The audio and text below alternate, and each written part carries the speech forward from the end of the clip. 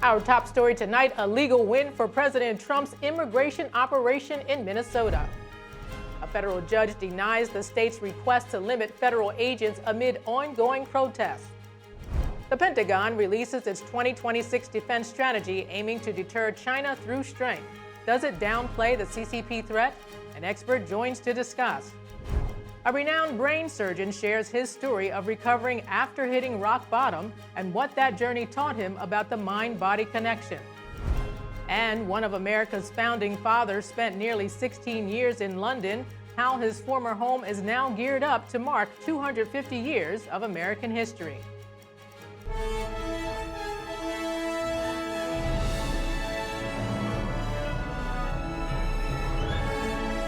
This is NTD Evening News, live from our global headquarters in New York City. Thank you for joining us tonight. I'm Arlene Richards. In Minnesota today, a federal judge denied the state's emergency request to block the federal government's immigration enforcement actions as a lawsuit proceeds. The suit was brought by State Attorney General Keith Ellison, as well as the mayors of Minneapolis and St. Paul. In it, they argued that the DHS is violating the Constitution's 10th Amendment, which limits the federal government's authority from forcing states to pass laws or to supervise a federal regulatory program. The federal government argues that Minnesota's laws that shield illegal immigrants from deportation violate federal law. U.S. Attorney General Pam Bondi praised the decision on social media, calling it another huge legal win for the Justice Department. Minneapolis officials, meanwhile, said they were disappointed but would continue to pursue the lawsuit. And President Trump said today that he's ordered ICE and Border Patrol agents to be, quote, very forceful in its protection of federal government property. The president said a federal building in Eugene, Oregon was damaged last night by some criminals, while local police failed to protect it. From an investment in American children and a program to fight addiction to a changing of the guard in Minnesota, this week was full of major Trump administration moves. NTD's Daniel Monahan has your White House week in review. Donald J. Trump. President Trump hosted the launching of the Trump accounts. For the first time ever, we're going to give every newborn American child a financial stake in the future, head start at life, and a fair shot at the American dream. Under the plan, the Trump administration will deposit $1,000 for every child born between 2025 and 2028, starting this July. Rapper Nicki Minaj showed up to support the initiative. Hello guys, I'm with my favorite president, the best president of all time. And I'm with the Queen of Rap. Treasury Secretary Scott Bessent said the segment got 1 billion views online. We've now had 1 million people sign up for Trump accounts just this week. Trump intensified pressure on Iran, warning Tehran to negotiate or face possible military action while deploying a U.S. aircraft carrier to the region. We have a lot of very big, very powerful ships sailing to Iran right now, and it would be great if we didn't have to use them. The FBI executed a high-profile search warrant in Fulton County, Georgia, seizing election materials linked to the 2020 vote. Last month, the Department of Justice filed suit against the county, seeking voting records from the 2020 election. President Trump and RFK Jr. announced the Great American Recovery Initiative to tackle addiction. When Americans recover, communities grow stronger. When families heal, children thrive. And when we confront addiction with courage instead of complacency, we reclaim the promise of our country. Special Envoy Steve Witkoff lost his son Andrew to an opioid overdose. He praised the president for his work to fight against addiction. He is a very special man, and he's begun and led the fight against opioid addiction and alcoholism. President Trump announced that he instructed the administration to open up all commercial airspace over Venezuela. American citizens will be very shortly able to go to Venezuela, and they'll be safe there. Border Czar Tom Homan took over operations in Minnesota. He addressed ICE operations in Minneapolis on Thursday, calling for more cooperation with local detention facilities. More agents in the jail means less agents in the street. This is common sense cooperation that allows us to draw down on the number of people we have here. War Secretary Pete Hegseth said the U.S. is reestablishing deterrence, speaking at a cabinet meeting. And when President Trump said, we're not getting a nuclear Iran, you won't have a nuclear bomb, he meant it. And we sent those B-2s halfway around the world, and they never noticed. When he said, we're not going to tolerate trafficking drugs anymore in our hemisphere, we treat them like the Al-Qaeda of the Western Hemisphere, he meant it, and we're executing that. President Trump warned the United Kingdom against expanding economic ties with China as Prime Minister Keir Starmer wrapped up talks in Beijing. Well, it's very dangerous for them to do that, and it's even more dangerous, I think, for Canada to get into business with China. Canada is not doing well. They're doing very poorly, and you can't look at China as the answer. President Trump and First Lady Melania Trump attended the Trump Kennedy Center for the premiere of Melania. The documentary explores Melania Trump navigating the complexities of the White House transition as she prepared for the role of First Lady once again. Daniel Monahan, NTD News. A big week on Capitol Hill with lawmakers hearing testimony from Secretary of State Marco Rubio and the Senate passing a new funding package. Our Washington correspondent Luis Eduardo Martinez has the details. Another busy week in Congress with Secretary of State Marco Rubio making the trip to Capitol Hill to testify before the Senate Foreign Affairs Committee on Operation Absolute Resolve, which led to the capture of Nicolás Maduro in Venezuela. I want to be clear, and I'll share with you what I've shared publicly. We made multiple attempts to get Maduro to leave voluntarily. He was an impediment to progress. None of the things we're talking about now, not the release of political prisoners, not the transition of the oil industry to a legitimate oil industry, not the erosion of Iranian, Russian, or Chinese influence. None of these things would have been possible as long as Maduro was there. Senate Democrats also blocked the House-passed minibus funding package because they refused to fund the Department of Homeland Security without drastic changes to how ICE operates. Dramatic change is needed with the Department of Homeland Security before any appropriations bill related to ICE or CBP proceeds. The new deal reached in between the White House and Senate Democrats is to pass 5 out of the 6 appropriation bills that have already cleared the House of Representatives and to fund the Department of Homeland Security for an additional 2 weeks at current levels of spending. If Republicans are serious about the very reasonable demands Democrats have put forward on ICE, then there is no good reason we can't come together very quickly to produce legislation. The new funding package would need to be approved by the House of Representatives, which is in recess until early next week. And House Democrats have already threatened to hold funding for the Department of Homeland Security past the 2-week continuing resolution. We have to deal with the issue of reining ICE and the Department of Homeland Security in with the fierce urgency of now. And a 2-week window will evaluate whether that's sufficient time, but there's urgency to dealing with this issue. Senator Lindsey Graham held up the vote in the Senate, demanding guarantees on a vote to criminalize the conduct of state and local officials who run sanctuary cities in violation of federal law. State and local officials openly defying federal law that's been on the books for decades, incentivizing more illegal immigration, massive taxpayer ripoff, and a breakdown of law and order. Government funding expired Friday at midnight, and with the House still in recess, we will still see a partial government shutdown over the weekend. Reporting from Washington, D.C., Luis Eduardo Martinez, NTD News. A tragic shooting at a parade in Louisiana this afternoon has left multiple attendees injured. At least 5 people, including a 6-year-old child, were shot at the annual Mardi Gras parade in the town of Clinton. Sheriff Jeff Travis told local station WAFB that the parade had just begun to roll when the gunfire broke out. Speaking to the outlet, the sheriff said the parade was immediately shut down and 3 suspects were taken into custody. Louisiana Governor Jeff Landry reacted to the news, calling it unacceptable and saying lawlessness will not be allowed in the state. He asked people to join him and his wife in praying for the victims. And coming up, a discussion on the Pentagon's defense strategy to avoid confrontation with China, what it means for the Chinese Communist Party. Retired U.S. Marine Colonel Grant Newsham joins us to share his thoughts after the break.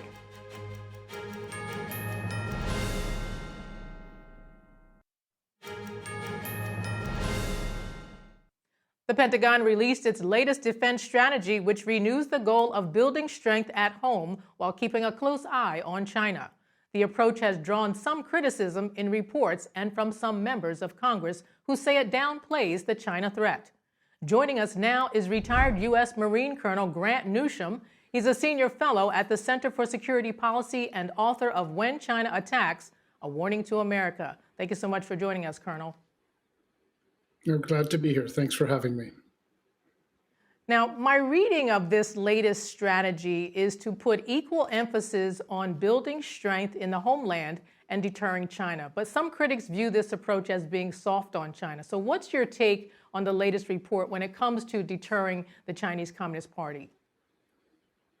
Well, these reports usually leave most people a little bit unhappy. They don't get what they want. They don't see the language they want. They think the priorities go somewhere else. But if you read it closely, what it's calling for is dealing with China from a position of strength and taking on China out in the so-called First Island chain. That's the Western Pacific, from Japan to Taiwan to the Philippines and down to Malaysia. And it is ultimately saying, look, we want to get along with China. We want a decent peace with them. But we are going to deal with them from a position of strength, and we're going to have a military that can do it. But as importantly, we're going to have a defense industrial base. We're going to have an economy that can take on China, get away from these dependencies. So it doesn't say a few things that it might have. It doesn't mention Taiwan, for example. It doesn't mention that China is conducting political warfare beyond the First Island chain all the way to Latin America. But it does get the basics right. Now, this plan emphasizes what it says matters most to Americans, and this includes security, freedom, and prosperity. But to achieve those goals, the document says it requires building up American defenses and neutralizing threats. So what is President Trump's strategy for seeking respectful relations with China while keeping a clear eye on its goals toward global dominance?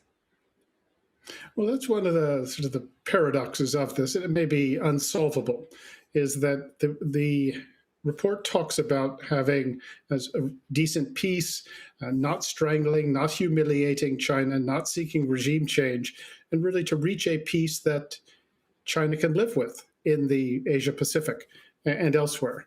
But the problem is that, well, the Americans may want that and think it's reasonable. Well, that's not China's objective. China's objective is to dominate and ultimately to drive us out of the Asia-Pacific region for starters. But the idea is to offer China a deal, and if they don't take it, we're going to be ready to deal with them if necessary. It talks about strength without confrontation, but to the Chinese, anytime one shows strength or an effort to defend themselves, that is confrontation from their perspective. So I'm not sure exactly how this can work out. But some of the language in the NDS is a little bit too conciliatory, in my opinion, and it does talk about restarting or having solid military-to-military engagement and communications with the Chinese, and that has been tried for a long, long time, and it really hasn't produced anything of use. The Chinese understand us, and they understand what we're trying to do, and the idea that somehow they just don't understand America, I think that's missing the boat. But in some ways, an American conceit that if people just talk to us, they might come to like us. But that said, the basics of this report are pretty good, in my opinion. Now, speaking of things that have been tried for a long, long time, Air and Space Forces magazine reports that past presidents made efforts to pivot their focus from Europe and the Middle East to China.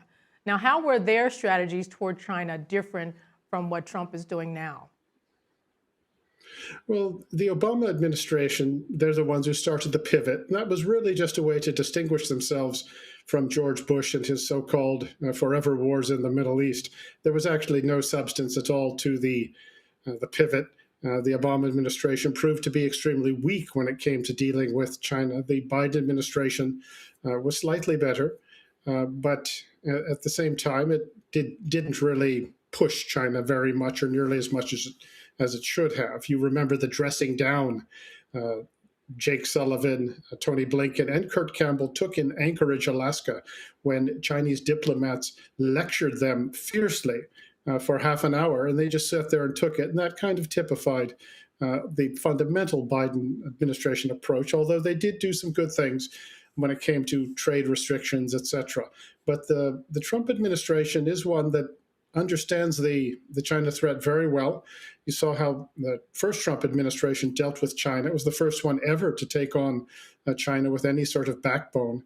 This time around, they're doing it a little bit differently, but there is an effort to say, do things China doesn't like. And that includes building up the military. You saw President Trump talk about the Golden Fleet. It's not mentioned in the report, unfortunately. And there is some talk of actually rebuilding the U.S. Navy, having a strong military, but also getting to the revitalization of America's industrial base, which is essential, and the importance of the economic strength when it comes to dealing with China. And if President Trump could, I think we'd have seen a much stronger approach taking to China, but the Chinese are playing their rare earth chokehold that they've got over U.S. industry and other dependencies, such as pharmaceuticals. And that has really forced Mr. Trump to back off more than he would like. But he is, I say, once again, he's doing things that China doesn't like. And for one thing, for example, he's also talking about America's allies having to do more for their own defense. China does not want to see America with capable allies who are able to operate with us and who are able to defend themselves. So he, as I say, he's carrying on from his first term, doing it a little bit differently. And a couple other things. He's gone after Venezuela. He's gone after Iran. If he goes after Cuba, these are things which really hurt and embarrass the People's Republic of China. Now, you mentioned earlier that this plan doesn't mention Taiwan, but it does appear to have a plan to build military strength in the Indo-Pacific. And of course, that region includes Taiwan, which China views as its own.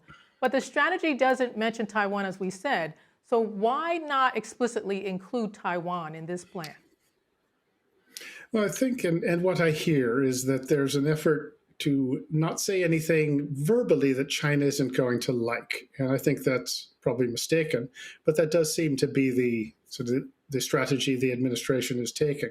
Taiwan isn't mentioned. It would have been good if they did, but at the same time, look at what the Americans are actually doing in the region. Look at the support they are giving to Taiwan, the presence of American advisors and trainers there, approving an $11 billion arms deal to Taiwan recently. It would be good, of course, if they could deliver these sometime before the end of this century.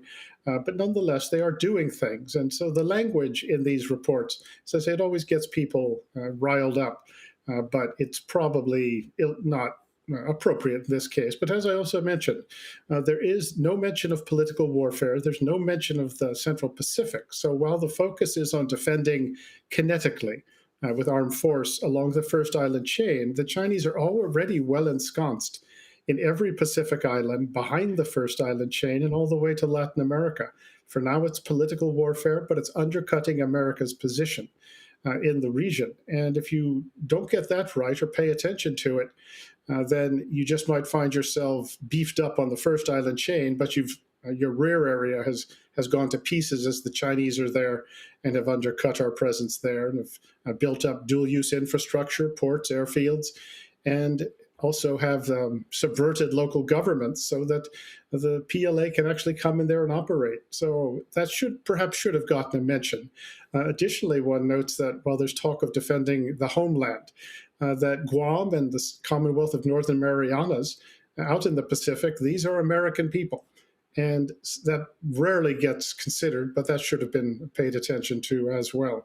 So there were some things that one hopes that somebody's thinking about, but I'm not entirely certain of that. And if you don't mention it, sometimes you'll find that, say, a military, say U.S. Indo-PACOM, well, if somebody tries to get someone to pay attention to the Central Pacific, the rear areas, and also political warfare, you could find an officer saying, well, where's it mentioned in the National Defense Strategy?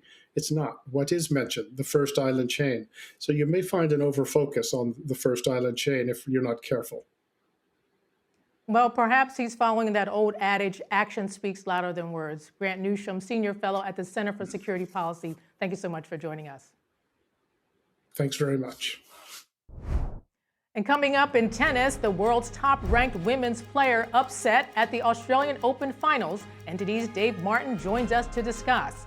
And a renowned brain surgeon shares the power of nurturing the body to heal the mind, a discovery he made after hitting rock bottom in his own life. That story when we come back.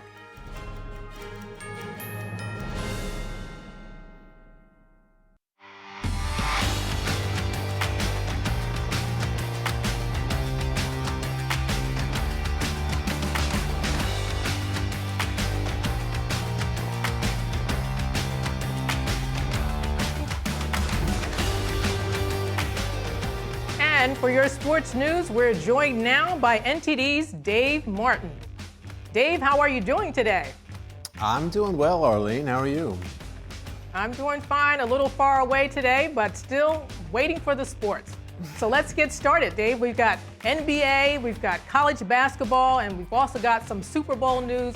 But let's get started with tennis because the women's #1 player was upset today in the Australian Open Finals, and I want to know what you make of it. Yeah, top-ranked Aryna Sabalenka upset by 5th-ranked Elita Rybakina in 3 sets today to win the Australian Open title. And Rybakina, she had to come back to do this. Now, they split the first 2 sets. In the 3rd set, though, Sabalenka took a commanding 3-0 lead. She won the first 3 games before Rybakina stormed back, winning 5 games in a row. She then served out the match for the title. Now, this is Rybakina's 2nd major title, first at the Australian Open, and with it, she'll soon be ranked 3rd next week when the new rankings come out, so congratulations to her on her big win. Meanwhile, the men's championship will be decided tomorrow. #1 ranked Carlos Alcaraz will take on 4th ranked Novak Djokovic. That match scheduled to start at 3:30 a.m. Eastern Time early tomorrow morning. Now, Alcaraz, this is the one Grand Slam event he has not won. Meanwhile, Djokovic, he has won this more than anyone else, 10 times in all, and he's a perfect 10-0 in the finals. So I think this is going to be a much-watched match there. You know, I'm still surprised that tennis is going on for so long, but let's look at some NBA news. Now, the league today suspended 9-time All-Star Paul George 25 games for violating the NBA's anti-drug policy. Now, what all do you know about this? You know, not a lot. Now, Paul George did respond telling ESPN, quote, "Over the past few years, I've discussed the importance of mental health, and in the course of recently seeking treatment for an issue of my own, I made the mistake of taking an improper medication," end quote. I mean, it's going to be a costly mistake, too, here, Arlene. Paul's 25-game suspension will cost him approximately $11 million in salary loss. Now, meanwhile, his team, the Philadelphia 76ers, they're having a bounce-back season. They're 6th right now in the Eastern Conference with a 26-21 record. They've got those 3 All-Stars. You got Paul George, Tyrese Maxey, Joel Embiid. But for various reasons, those 3 have only played 17 games out of the total of 47 games this season. This suspension is only going to make this matters worse. Now, Paul's suspension, it begins today. The Philadelphia takes on the New Orleans Pelicans tonight. He won't return to action until March 25th when they play at Chicago. At that point, there's only going to be 10 games left in the regular season, so a very significant suspension here. Yeah, I would say so. I mean, wow, they're not messing around here. But They're not messing around. 25 games, it's like almost a third of the season. My goodness, and only 10 games will be left after that. That's amazing. Yeah. So let's shift gears. Suspension. We're going to go to college basketball. We have a number of ranked teams in action today. Where do you think things stand now? Yeah, a lot of teams in action today. Let's get you updated on some scores here. Now, let's start in the ACC. 4th-ranked Duke won at Virginia Tech today, 72-58. Blue Devils now 9-0 in conference play, 20-1 overall on the season. In the Big 12, 10th-ranked Houston beat Cincinnati 76-54. Cougars now 7-1 in the Big 12, 19-2 overall. Let's actually go to some more scores here. #1, Arizona State undefeated, winning at Arizona State 87-74. Wildcats now 22-0 on the season, 9-0 in the Big 12 as they lead everyone there. In the ACC, 20th ranked Louisville beat SMU 88-74. Cardinals now 15-6 on the season. And finally, 24th ranked Miami of Ohio beat Northern Illinois 85-61 to stay undefeated at 22-0. Miami of Ohio is the only other team besides Arizona to be undefeated. They're both teams at 22-0. Now tonight we've got some more ranked teams in action. Number 2, UConn. Number 6, Gonzaga. And of course, Kansas right now is playing BYU. We've got a lot of ranked teams here going on today. Another busy day for you, but we're going to move on to Super Bowl news. The big game is just over a week away, and one of the highlights for those of us who like watching it on TV is the unique Super Bowl ad. So do you have a sneak peek of one that you can show us today? I definitely do, Arlene. Now, this is going to be an ad for Instacart. It looks like it's supposed to be a couple of, 80s Euro disco stars. Even the TV formatting looks like it's from the 80s. I'm sure, though, you'll recognize at least one of the performers. Let's go ahead and play that right now. Instacart lets you choose your bananas. Get them just how you like. Instacart lets you choose your bananas. From green to extra ripe. Use the app to control your bananas. What a time to be alive. I can go believe what a time to be alive. Sweet, get it. We got gig. So that was actor Ben Stiller there, of course, crashing out at the end. Plus we had recording artist Benson Boone there, and a very funny Super Bowl ad. Again, that was for Instacart. If you missed it, there was a couple of pieces of fruit there. I guess that was for the Instacart part. But one of the funny commercials that we'll see on Super Bowl Sunday, which is now 8 days away. Well, maybe that's an example of what's yet to come. Yet to come, exactly, Arlene. All right, Dave, thank you so much for those updates. Thanks, Arlene. At 41, renowned brain surgeon Dr. Joseph Maroon saw his life unravel from the heights of professional success to working at a gas station, gaining weight, and losing his marriage. But that fall became a turning point. In this episode of Vital Signs, Dr. Maroon joins host Brandon Fallon to share how his own journey revealed the power of healing the body to help heal the mind. Here's a preview. Welcome. I'm Brendan Fallon, health journalist. I'm very pleased to be joined by Dr. Joseph Maroon. He's the professor and vice chair of the Department of Neurosurgery at the University of Pittsburgh Medical Center, and he's also the consultant neurosurgeon for the Pittsburgh Steelers. And on top of that, he's been an Ironman athlete 8 times. Dr. Maroon, thank you so much for joining me on the show today. You have some very interesting, very fascinating research results on the Parkinson's disease front. First, I want to get a bit of your personal story. I read that at the age of 41, you'd gone from doing awake neurosurgery to flipping burgers and pumping gas at a gas station. So how did that come about? I was chief of neurosurgery at the University Hospital in Pittsburgh, and within the course of a week, my father died suddenly at age 60 of a massive heart attack. I was 40 at the time, because I devoted too much effort to my career and to neglecting a few other parts of my life. My marriage broke up, and I had to quit neurosurgery all the same week. So I went from literally doing awake brain surgery on patients with tumors in eloquent parts of the brain to working in a dilapidated truck stop that my father, heavily mortgaged, bequeathed to my mother. So for a year, literally, I was flipping hamburgers and filling up 18-wheelers and wondering, how did this happen to me? I was overweight, and after several months, the banker who held the mortgage on the truck stop called me and said, Joe, let's go for a run. I said, I can't hardly walk up a flight of steps, but I made it down to a high school track in Wheeling. We went around 4 times. I said, never again. But that night was the first night I slept in about several months. Really?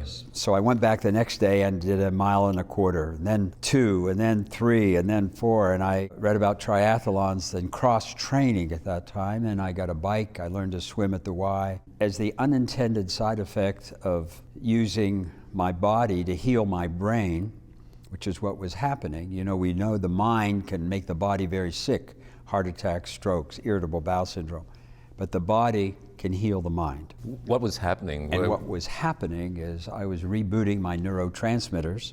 I was getting my serotonin up and my acetylcholine, my memory was improving naturally, without drugs, without pharmacologic agents. After the course of a year, I lost weight. I was able to, my brain started to work again, and I completely changed my own dietary habits and my lifestyle. I realized that I was burned out when I was working. What is burnt out? I mean, we hear this term a lot these days. How do you define that? You define it as overwork, overcommitted, overstressed, out of balance. Is there a neurological symptom associated with that? Is there something physical? There sure is. When you become overstressed, your body, your hypothalamic pituitary adrenal axis, turns on your adrenal glands to make excess cortisol and also excess adrenaline epinephrine. And when these are at high levels for prolonged periods of time, literally destroys brain cells in your hippocampus that subserves memory. Your memory goes, and it also affects your decision making, your attention, and clearly contributes to neurodegenerative disease, chronic unremitting stress. It's so common in physicians. Up to 50% of physicians experience burnout at some time in their career of a significant nature that it requires time off or therapy or other modalities, meditation, prayer, to get back in the groove. So that helped me, and I changed my diet completely. I figured my father died at 60. I have the same genes. I was short, fat, bald, overweight. I made a life change, and I realized the principles of health are centered around, number one, the right diet, number two, physical exercise, number three, avoiding environmental toxins, including alcohol, drugs, smoking, controlling stress with prayer, meditation, yoga, whatever, and getting adequate sleep. Those are the 5 things that enhance brain function, help prevent Alzheimer's and neurodegenerative disease, and reduce neuroinflammation in the brain and body. I realized that I was on a track, literally on a path of destruction, and now I thought at 60, that was it. Anything beyond that, and here I'm sitting with you now at 85. I see the bullets going by, but I'm still able to, I think I'm functioning at a high level and having more fun now. When I did neurosurgery, brain tumors, arteriovenous malformations, aneurysms, spinal cord injuries for 50 years. I'm having more fun now, more creativity than I did when I was 60. To see that full interview and others on how to optimize health, go to ept.ms/vital signs. Vital Signs offers general health information not intended as medical diagnosis or advice. Please consult your doctor before undertaking a new health regimen. Coming up, NTD's 5th International Photography Competition has come to a conclusion. Winners share their thoughts on the contest and reveal what inspired their photos. And one of America's founding fathers spent nearly 16 years in London. Now his former home is marking 250 years of American history. Details on that after the break.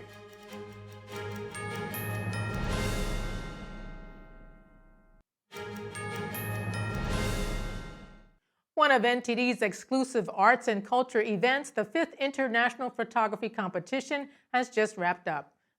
Photographs by the finalists were on display at the Salamagundi Club in New York City this past week, with winners announced Thursday night. NTD's Flora Hua was at the event. Let's take a look. What an exciting night! Winners and finalists of NTD's 5th International Photography Competition gathered here for the award ceremony. The Gold Award goes to Adrian Yu from Hong Kong. He hopes to share a message through his work, which is the world needs truthfulness, compassion, and forbearance.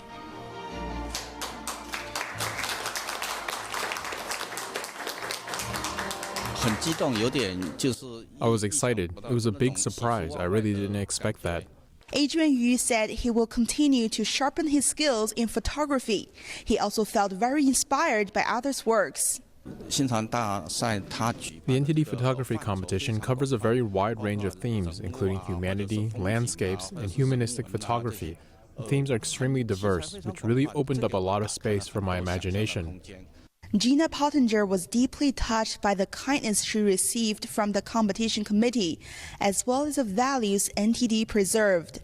Every photographer that entered this contest is participating in God's work in the world by also creating and capturing through our photos what God created. So our fellow humans, the animals that He's created, the natural world, we are participating in that and celebrating it. And I think that gives God joy, and we have joy because that we're participating with God in that way. Silver Award winner Minglun Cai came from southern Taiwan's Jiayi. He hoped to showcase the beauty of his hometown through the international platform created by the NTD photography competition. Cai's wife and daughter also came here to show support. Cai shared how he incorporated photography into family education. I believe that with children, what matters most is spending time with them. I really value family life and being able to go outside with my kids, taking walks, enjoying nature, and letting them connect with the natural world. When we see beautiful things, we can record those moments together. Finalist Bill Xie teaches photography in college and is also a wedding photographer. The quality of this photography exhibition was incredibly high. I was amazed by so many of the photos. A couple from New Jersey fell deeply in love with the exhibition. It's wonderful. NTD did a great job of bringing us all together. Amateurs, professionals, photographers from all over the world. I'm just thrilled to be able to participate and to learn. Larry Dai, the jury chair of the competition, explained the goal of this event. Through this competition, we hope to guide photography back to its true purpose, so people can better understand what photography should express, what it should celebrate, and how to capture those beautiful, meaningful moments. Reporting from New York City's Samagondi Club, Flora Hua, NTD News. While the American colonies were still ruled under the British Crown, founding father Benjamin Franklin spent nearly 16 years living in London. Today, his former home there is helping to mark 250 years since American independence. NTD's Andrew Thomas has the details on the only surviving Franklin residence in the world. This building on London's Craven Street used to be home to one of American history's most iconic figures. Benjamin Franklin lived here between 1757 and 1775 and became an important figure in Britain's political, scientific, and social life. Head of education at the Benjamin Franklin House, Henry Wilkinson, explains.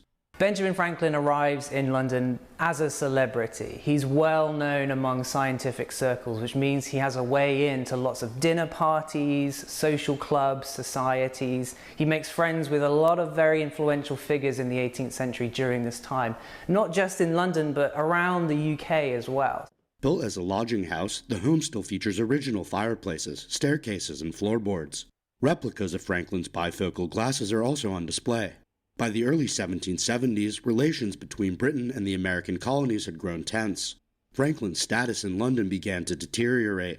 Franklin is chased out of London in 1775. He's accused of being a spy. And by the time he gets back to America, Lexington and Concord happen, pretty much a week later, and the Revolutionary War begins. Franklin didn't fight in the war, but still retained significant influence on how it was fought. He would help to draft the Declaration of Independence and secure French support for the revolution.